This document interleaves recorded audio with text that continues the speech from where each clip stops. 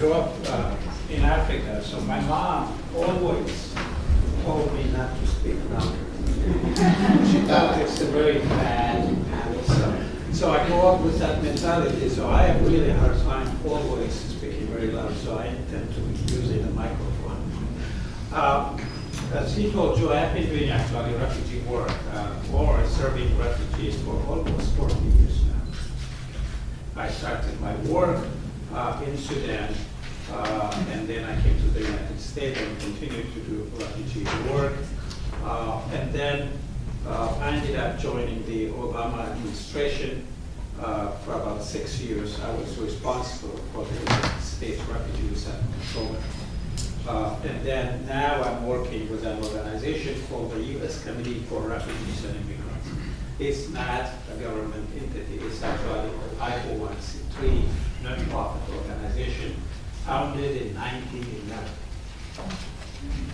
In case you're wondering, I am not the founder of that. So we do a lot of advocacy work, and we have actually this agency, my agency, this tiny office, we managed to settle 300,000 refugees since 1975. If some of you remember 1975, we had Vietnamese refugees. Once the war ended in Vietnam, the U.S. government decided to bring Vietnamese refugees to the U.S. And then, we continued to do that with Cambodian refugees, Laotian refugees, and then, we expanded it, and we continued to do a lot from Soviet Union, Jewish refugees from Iran, Iraq, so on. So my 10 minutes is going to be dedicated on refugee issues, and I think there is a lot of discussion about refugees, but I don't know if you've noticed all the discussion about the refugees these days is about Syrian refugees. And I hate to compare one misery with another one, but I have to do that. So according to the United Nations High Commissioner for Refugees, there are right now about 65 million refugees in the United States. Just think about it, 65 million. This is the largest refugees since Second World War. Now, if you put the 65 million refugees in one place, it will be the 20th largest country in the world. And yet, these are very much invisible refugees. And I've been traveling, going to refugee camps and did a documentary and different things for my advocacy work. So I'm going to give you some information, and you need to think in terms of whether we have a refugee crisis or we have a crisis of humanity. So if you go to, oh, great. So let me take you to a small refugee settlement in eastern Sudan, because I used to work there many years ago. Since 1964, there are about 123,000 refugees living in this refugee camp. Since 1964, think about it. In 2010, I went to Kenya, to the largest refugee camp, called Dadaab Refugee Camp. 500,000 refugees live there. If you go to in the Sahara, there are also Sahrawi refugees because of the conflict between Algeria, Morocco, and Mauritania. They've been there since 1955. So when you see this 59 million refugees and IDPs, and there is another refugee campaign called Kokuma who've been there, we're talking about generation of refugees still living in the refugee camp. Not visible, nobody talks about them. They have been there for 25, 30 in the Eritrean refugee case since 1964. All of a sudden we have a crisis in our country that used to host 2 million refugees. Syria used to hold about 2 million refugees. All of a sudden Syrians became refugees. And they start going to Jordan, they're going to Turkey, and so on and so on. So all of a sudden, some refugees realize If I go to a refugee camp, if I stay there, then that means they have to stay there for 20 years, 30 years, 40 years. They say, no, no, no, no, no. We have seen this movie, so I'm going to try to go to a place where I will be getting some freedom, maybe a chance to start a family, go to school. So when the refugees decided to get out of the camp and going to other places, when they start thinking of going to Holland, when they start thinking of going to England, when they start going to other places, all of a sudden we have a crisis. Remember, 60 million refugees, more than 60 million refugees are still living in some refugee camps or not known somewhere. And they are not a crisis because we had a policy of containment. As long as these refugees are warehoused in a camp with nothing, it's okay. We don't have to do anything. We have UNHCR, we'll give them some money, they probably feed them, there's no school, there's nothing. You see, sometimes a crisis is our silence or our reaction. It's not really the issue itself. In fact, from time to time you hear the media and many people say, we have a refugee crisis, they're becoming, we need to do some burden sharing rather than responsibility sharing. All of a sudden, the human becomes a burden.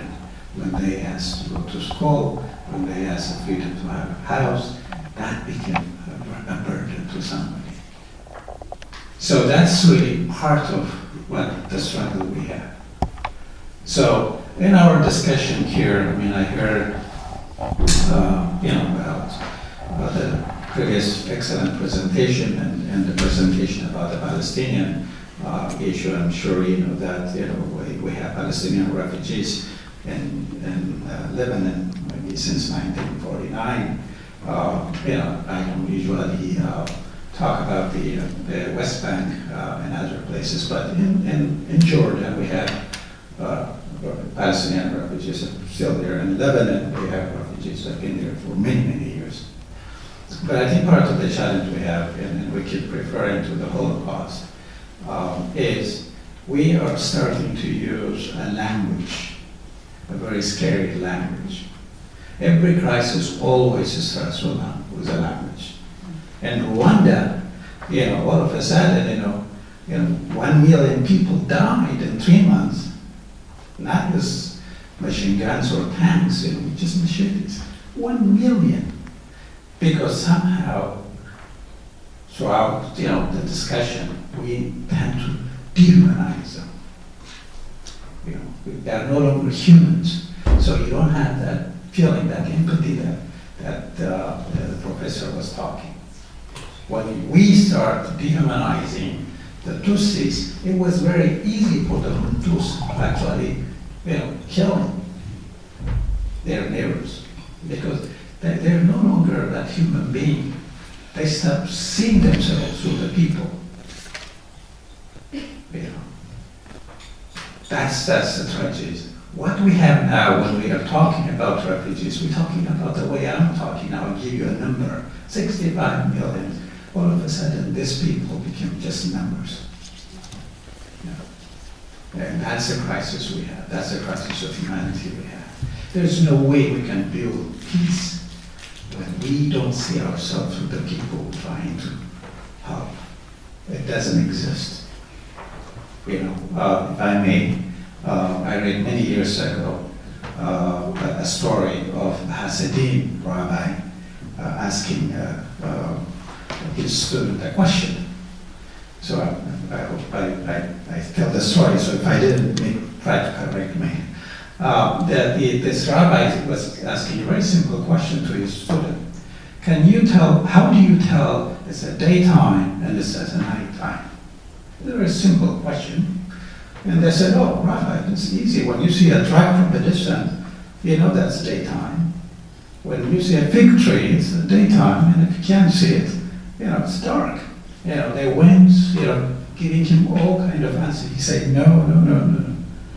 So finally they said, Rabbi, please tell us, how do you distinguish whether it's daytime or nighttime? The Rabbi simply says, look, when you start seeing yourself through the other person, it's actually darkness. But when you see yourself through others, it's daytime. Part of the challenge we have in this refugee crisis and all the discussion we are having in South Africa, in Israel, in Palestine, in Belfast, because we stop seeing ourselves through the other. We don't have that connection anymore. And I have been doing this for almost 40 years. And I can tell you that, I've been doing it from a local case management, and I've been running the largest refugee organization in the world. It was $1.6 billion. Donald said, I've never been more depressed than the discussion that I hear now in Europe and Greece, even sometimes in the US. As you know, refugees and immigrants is part of the US DNA. We are a country of refugees and immigrants. We don't have kings and queens. We can't recite anything like that. We have just a history of refugees and immigrants, ordinary people, some of them Irish, came to the United States and do a lot of extraordinary things. Even in the US, the land of immigrants and refugees, sometimes the language, how we describe the immigrants and the refugees, is a little bit of scary. That's the challenge of our time. And if we see this refugee crisis as just another crisis, another conflict, the Syrians, we signed some agreement with Turkey and we signed some agreement with EU, the problem will disappear. I don't believe so. Every crisis, every refugee camp started with just that kind of thinking that they will go tomorrow. So when I went to the Dam refugee camp, I ended up meeting this gentleman who was 31 years old. He came to the camp when he was 10 years old. Now he's married, he has 3 children. His wife had never been to Somalia. She was actually born in a refugee camp. His kids had never been to Somalia. They were, born there. When I talked to Burundian refugees who used to be in Tanzania, they've been there for 27 years. Some of them had never been to Burundi. And this is where we have. This is where the crisis is. Not them being in refugee camp, but our willingness to ignore them. As Martin Luther King once said, it's not the words of our adversaries that we will remember. It's actually the silence of them. We were very silent during the 1940s when 6 million people perished. We will continue to be silent when 1 million Rwandans died. I have to tell you, my president didn't do anything at that time. And I'm still struggling, whether to forgive him or not. Seriously. I like the president. In fact, there is here in this college, there is a department named after him. But as a human being, I say, how could you not just lift a finger when 1 million Rwandans died? I always had problems with the UN. I'm still struggling what to do with Kofi Annan, who was actually heading at that time. When 1 million people died, even the UN was there in Kigali. But just because maybe they don't look like them. Maybe they start looking to the people.